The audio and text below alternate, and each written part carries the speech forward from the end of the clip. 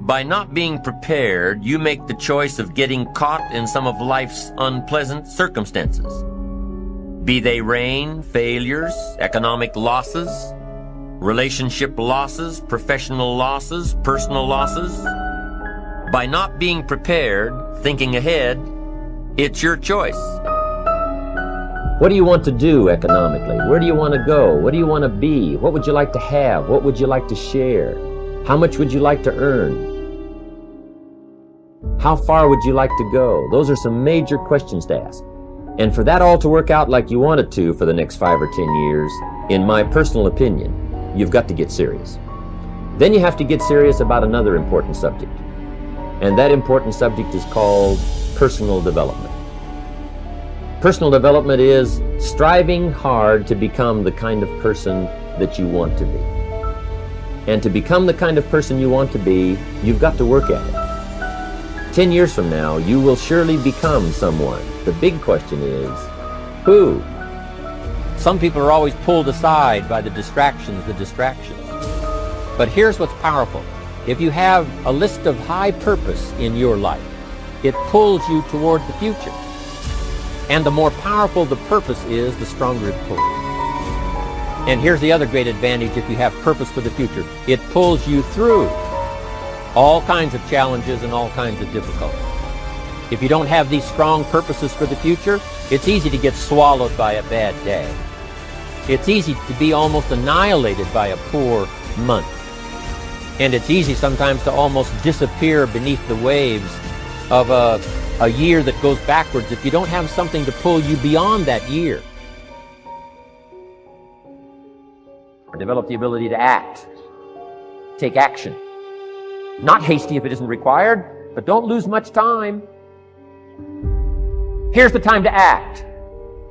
When the idea is hot and the emotion is strong. That's the time to act. See, Mr. Rohn, I'd like to have a library like yours.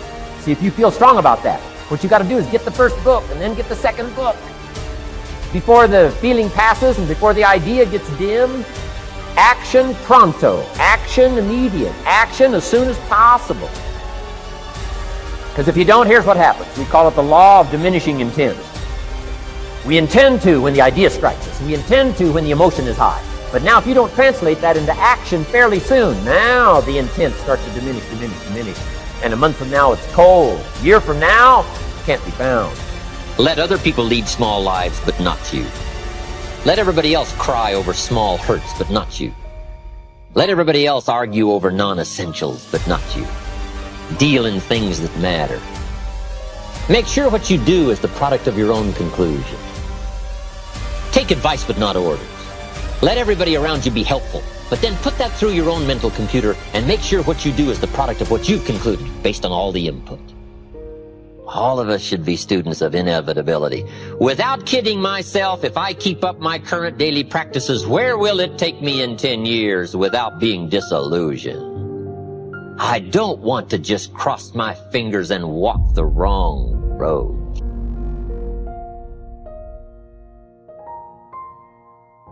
Let me tell you what I think messes up the mind the most. Doing less than you can. It causes all kinds of psychic damage. Being less than you can be, trying less than you can try, somehow damages your mind, your self-image. Here's what I've discovered. The minute you turn the cycle around and start motivating yourself, you'll see immediate rewards. Maybe not monetary ones, not yet. But it's how you feel about yourself that's of the greatest value. Discover all you can do. See how much you can earn, how much you can share, how much you can start, how much you can finish, how far you can reach, and how far you can extend your influence. Some people out there would have us believe that positive affirmation is more important than activity. Instead of doing something constructive to change their lives, they would have us repeating slogans and canned affirmations like, every day and in every way, I'm getting better and better. Well, improving our lives doesn't just happen with wishful thinking. Getting better and better only happens with the discipline of doing better and better. Discipline is the requirement for progress.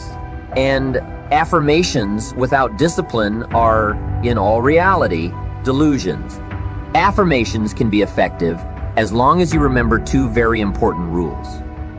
Number one, you should never allow affirmation to replace action. Feeling better is no substitute for doing better. And number two, whatever you choose to affirm must be the truth. If the truth happens to be that you're broke, the best affirmation would be to simply say, I'm broke. Face it, accept it, be responsible for it, and change it. By admitting that you're broke, by saying it out loud, you'll probably be disgusted enough to start thinking about how to change the situation.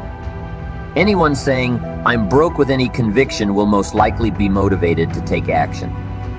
Confronting harsh realities has an incredible effect. Confronting the truth and then disciplining yourself, instead of failing to take responsibility, inevitably leads to positive change. Reality is always the best beginning. You see, within reality lies the possibility to create your own personal miracle. And the power of faith starts with reality. If you can bring yourself to state the truth about a situation, then, as the saying goes, the truth will set you free. Here's another old saying.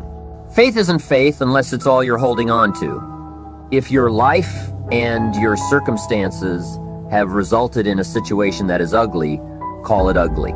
If you've lost it all, admit that you've lost it all. Be responsible for it. And if faith is all you've got left, use it. Create your own personal miracle. Once you understand and accept the truth, the promise of the future is freed from the shackles of deception. Once you accept the truth, the promise of the future will pull you forward. For every disciplined effort, there are multiple rewards. That's one of life's great arrangements. In fact, it's an extension of that biblical law that says that if you sow well, you will reap well. Here's a unique part of the law of sowing and reaping. Not only does it suggest that we'll all reap what we've sown, it also suggests that we'll reap much more. Life is full of laws that both govern and explain behaviors, but this may well be the major law we need to understand. For every disciplined effort, there are multiple rewards. What a concept! If you render unique service, your reward will be multiplied. If you're fair and honest and patient with others, your reward will be multiplied. If you give more than you expect to receive, your reward is more than you expect. But remember, the key word here, as you might well imagine, is discipline. Everything of value requires care, attention, and discipline. Children require discipline. They must have a structure built for them. They must have boundaries to work within so they feel secure and comfortable to explore and grow. They must learn to recognize what's right and what's wrong, what's acceptable behavior and what's not acceptable. Children require constant and consistent discipline. Otherwise, they'll be confused as to how they're supposed to behave. Likewise, our thoughts require discipline. We must consistently determine our inner boundaries and our codes of conduct, or our thoughts will be confused. And if our thoughts are confused, we will become hopelessly lost in the maze of life. Confused thoughts produce confused results. Remember the law. For every disciplined effort, there are multiple rewards. Learn the discipline of writing a card or a letter to a friend. Learn the discipline of paying your bills on time, arriving to appointments on time, or using your time more effectively. Learn the discipline of paying attention, or paying your taxes, or paying yourself. Learn the discipline of having regular meetings with your associates, or your spouse, or your child, or your parent. Learn the discipline of learning all you can learn, of teaching all